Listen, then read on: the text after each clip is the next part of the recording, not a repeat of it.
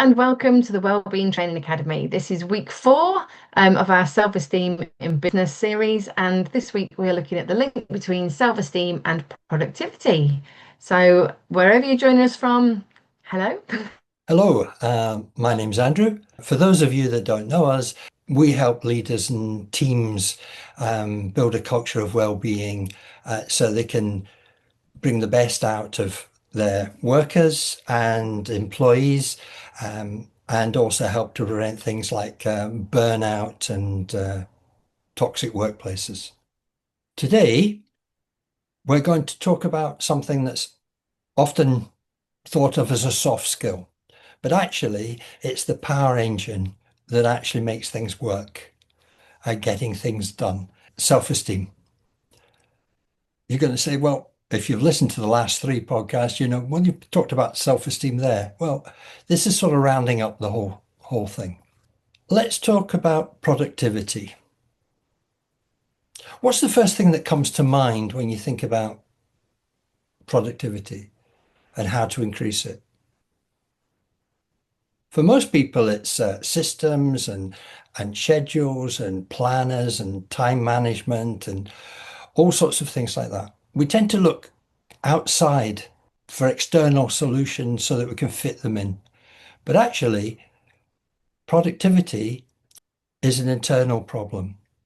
And 99 times out of 100, it's to do with the way that employees feel. And it could well be low self-esteem.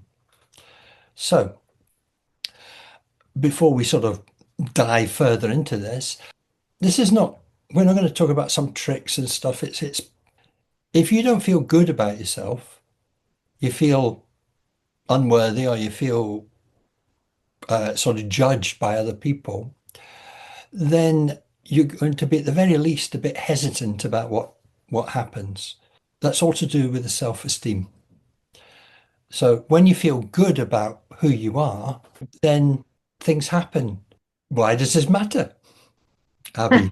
Why does this matter?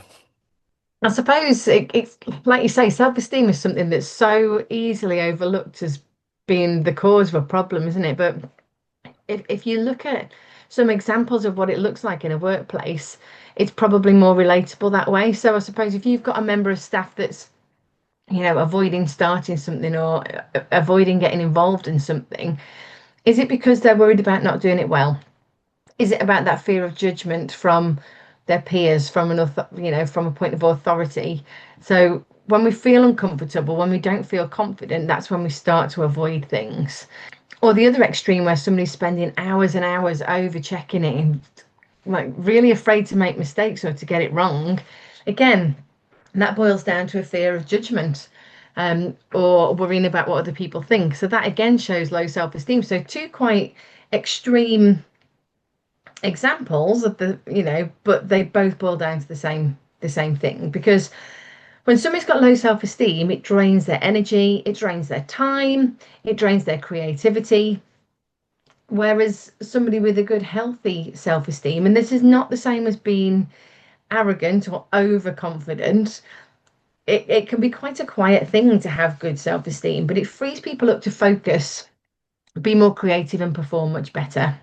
Yeah, that's right. And the point is that low self-esteem's a bit of it's a productivity drain.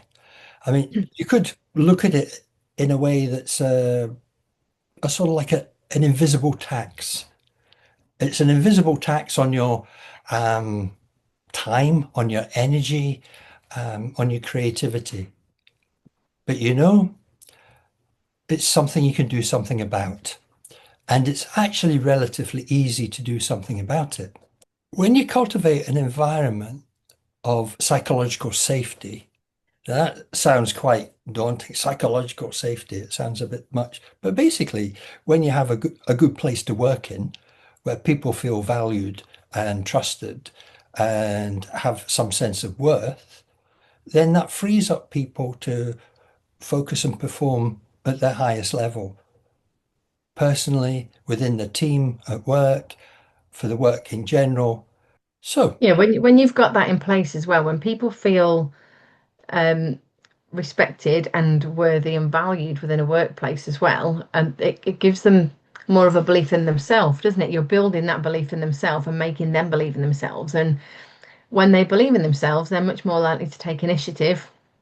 They're much more likely to get involved, come up with the good ideas, be more creative. Whereas somebody with low self-esteem, they tend to procrastinate a lot more or be hesitant or just play small.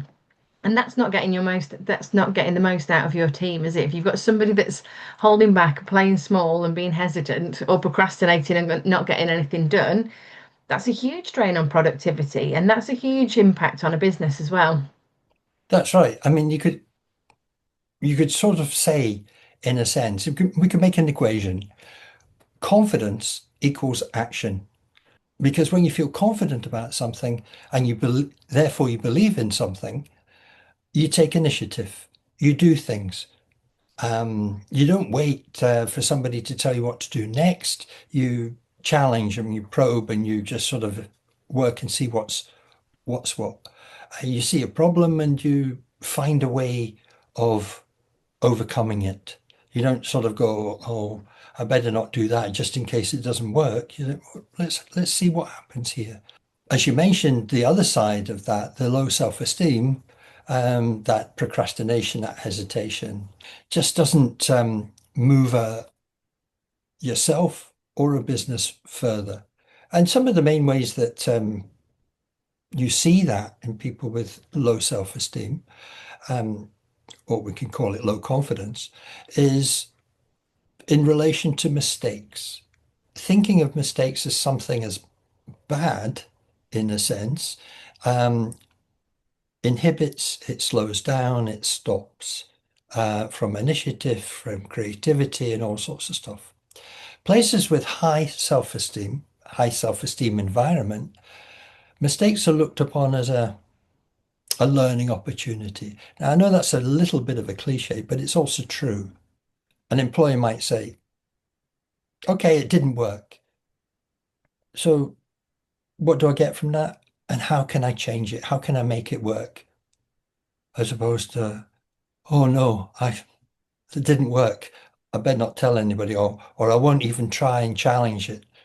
That sort of thing, just in case you're judged for being silly or stupid or thick or something like that.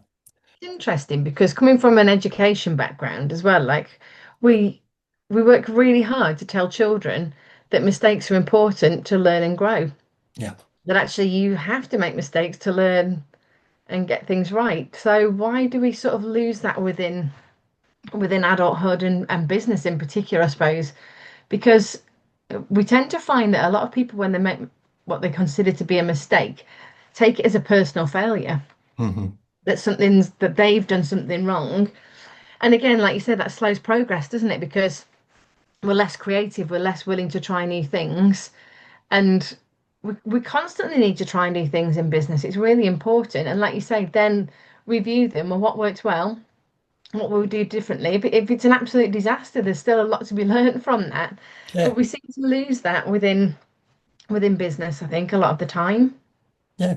And as you say, if something doesn't work well and it's an absolute disaster, something like that, what's to learn from that? Well, we don't do it that way. And we don't need to try and bang our head against the wall trying to force it to work.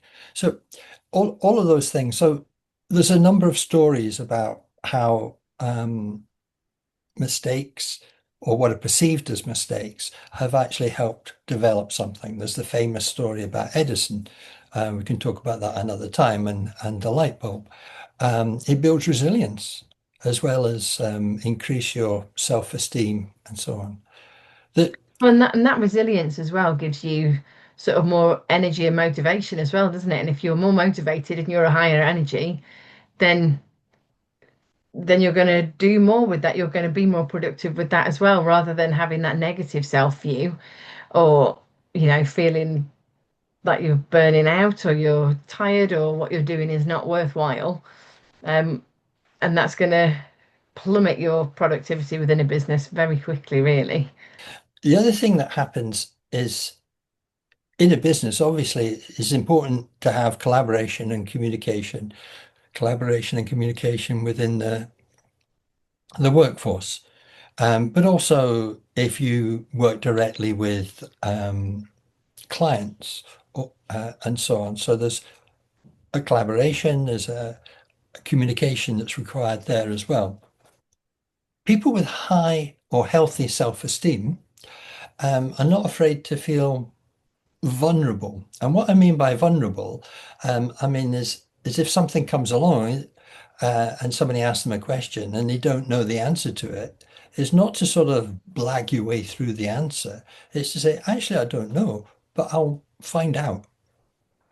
So, and that's a strength. And they're also willing to share ideas, ask for help, contribute actively in meetings as opposed to sit there.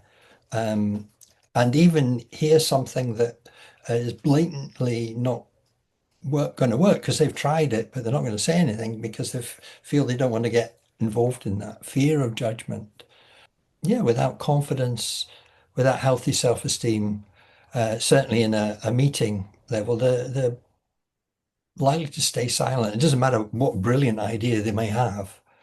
Um, and it's when we think of just having conversations with our friends, um, if we sort of throw an idea or a thought out there, that sort of grows a bit and it leads into all sorts of different things because people tend to use their imagination, have stories, develop it. Um, but very often in the workplace, that sort of thing doesn't happen because of this low self-esteem. And just an interesting little stat. This was done by research by the British Safety Council that approximately 40% of employers don't think that well-being is important. And what I mean by that, they think it's either moderately important or lower. So if you have that as a general ethos or the general feeling, then the individuals are not going to build up their self-esteem because that those thoughts and things trickle down. It's important for building confidence, for therefore for the business.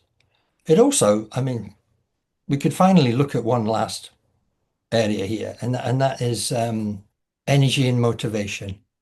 A positive self-view is a huge source of motivation. And again, like you mentioned earlier, Abby, it's not about arrogance or it's just having a positive self-view. And in previous podcasts, we've talked about self-awareness and how to increase that. A negative self-view actually can lead to burnout, which is one of the biggest areas that affects companies. People might overwork to prove their worth. Obviously, it's not sustainable. It's like having the rev meter in a car that's constantly in the red. Ultimately, the engine blows up. And people do that if they're always working. That, the presenteeism aspect of life. Okay, so let's have a look at some practical tips then, perhaps, and how people can boost productivity within the workplace. And some of these we kind of touched on before, but it's always good to have a recap for this final one of the month. Um, so look at those strength-based check-ins. And I don't just mean like employee of the month style thing, because that can be a bit tick boxy and you just feel like everybody's got to get that at least once a month, or everybody's got to have their turn and take it in turns. But if you have that strength-based check-in just in your day-to-day interactions, talking about what's gone well, why, what you can learn from things, um, recognizing and celebrating people's effort and not just the outcomes. So how much effort people have put in, rather than whether something's actually been successful or not. It's not about that a lot of the time, because like you say, it's not about success or failure, or whether it's worked or mistakes. It's about trying different things. And somebody has put a lot of effort in, and if they have put a lot of effort in, then that should be celebrated. And it also reinforces progress and teaches people that It doesn't always have to go right, but it is still worth trying. And that builds confidence, doesn't it? Yeah, and it is worth trying because the worst thing you could find out from that point of view is that actually that doesn't quite work for what you want to do. It doesn't mean it won't work for everything, it's just for that specific thing. So you've got one is you know what doesn't work in that area, and secondly, you've got an idea that perhaps something will come along that it might be a good idea to use that particular approach. There's the psychological safety of everything. Again, using that sort of quite strong term, psychological safety. What does all that mean? Well, it creates an environment where people just feel safe to go, but safe in the sense that they're not being judged, they're not being put down, they're not being bullied, etc. And when people feel safe there, they're likely to be able to feel, well, actually, I can ask a silly or what appears to be a silly question, um, or even just say, I don't know to that without somebody going to put them down and make them feel not good. Uh, Comes back to that sense of vulnerability. It's and this is actually healthy for the whole workplace. And finally, the talking with the self-talk that we have, um, we can reframe it, and that means we can change it from, oh, I'm terrible, I can't. What if people say this and I'll look stupid, I'll look silly. Um, um, I've really made a mess of that. You reframe that sort of thing and saying, well, actually, it didn't go to plan. So what can we do or what can I do to help make it go to plan? I That's suppose it's important as well from that reframing self-talk. I think it's really important to have a good role model at that. I think leaders need to practice that for other people to pick up on how to do it well.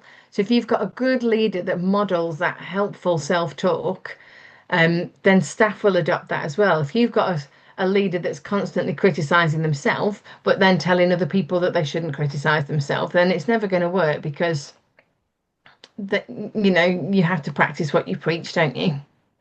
yeah, you do. And it is a sort of trickle down situation because the most important people in a business are the people that work there. They're the ones that make it productive. They're the ones that make it successful. They're the ones that create the profit, etc. The environment. It's not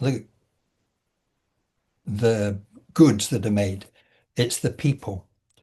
Leaders are very important people. They set the tone. So if you've got somebody that's aggressive or always putting people down or bullying as a leader, that's going to affect everybody else. And it doesn't matter how many courses people go on for staff to help with well-being if the leadership isn't part of that. I guess that kind of brings us nicely to the end, really, because a lot of times people think that self-esteem is a soft skill or emotional intelligence is a soft skill. But actually, the reality is it's a direct driver of productivity. If you've got people that feel good and feel confident, they're going to be more motivated and productivity will be higher. It's that clear cut, isn't it? You can have all the systems in place that you like, but if people don't feel good in their work, they're not going to perform well. And when people do feel good about who they are, they're going to show up better, they're going to work harder, they're going to work smarter, they're going to contribute more. And all those are going to have a direct impact on your business. That's exactly right. So we've let you all into a little secret of productivity today. Um, and well, if you want to know more about it and build a culture of confidence within your workplace, then do get in touch. Go to our website, uh, wellbeingtrainingacademy.com, email us, phone us, let us know. And we'll look forward to hearing from you. So anyway, from me, bye bye. Take care for now. Bye.